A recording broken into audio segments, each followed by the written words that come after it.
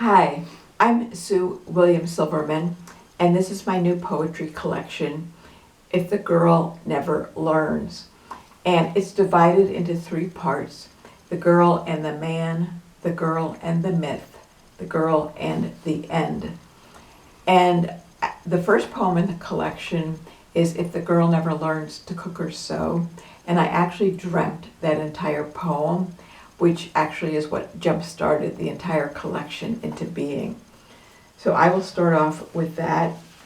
And the title is also the first line of the poem.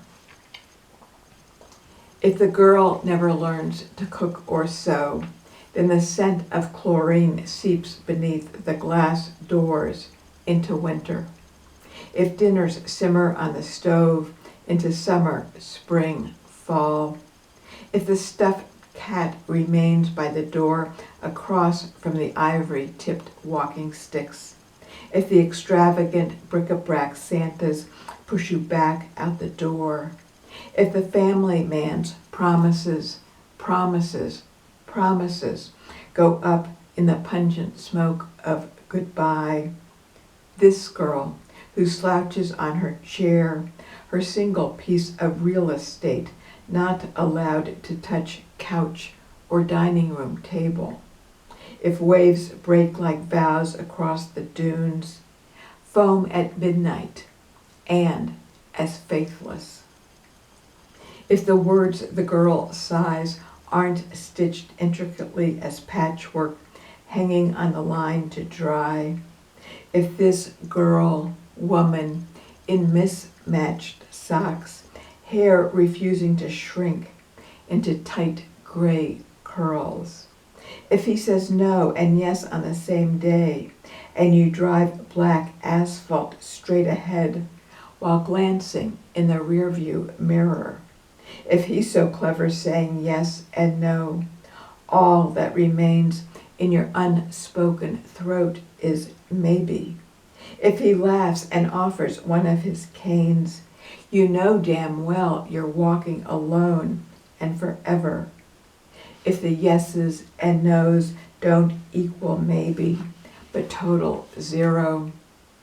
If you're each heading in opposite directions, while stars float away and sun shatters the sky.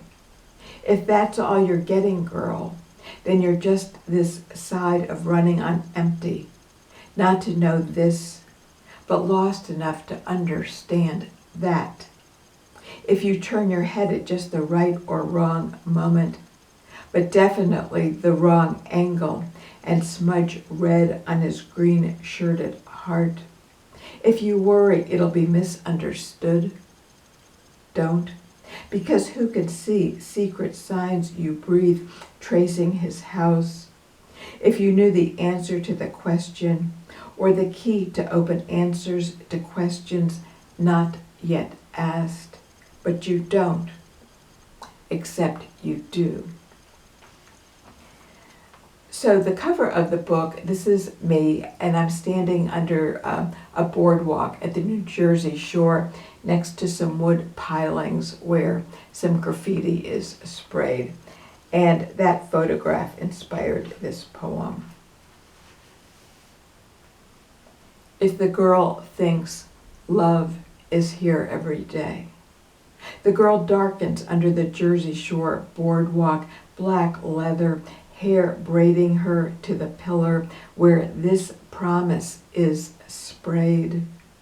The Ferris wheel circles the moon. The boardwalk circles the earth. A camera captures her defiant acquiescence.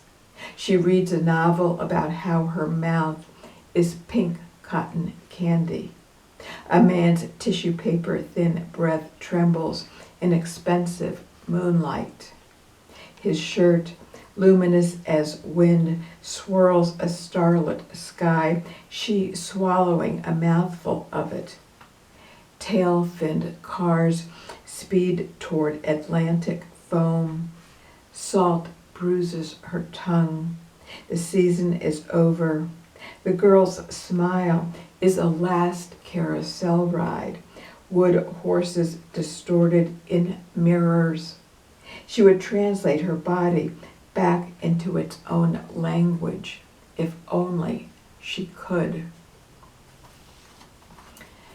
And this next poem, so technically, yes, this is a poetry collection, but sometimes I also think of it as kind of a memoir in verse, in that all the emotions in it are very true, as are the metaphors that I discovered that access feelings such as rage, anger, and revenge.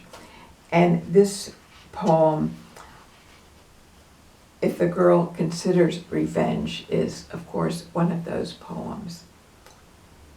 If the girl considers revenge, daily, monthly, yearly, fever, minute by minute, spiking incrementally from the girl's house to the man's burning images of a wife standing blind guard on her husband's heart. Nausea rises. The girl's fingernails yellow with rage, ragged with grief, her pulse erratic, flattening her spine, thin as hope against the mattress, waiting for nuclear winter, or dengue, or vampire bats tracking a sky already black as funereal lace. Who knows? She might live forever. Only her anger will last longer. Thank you.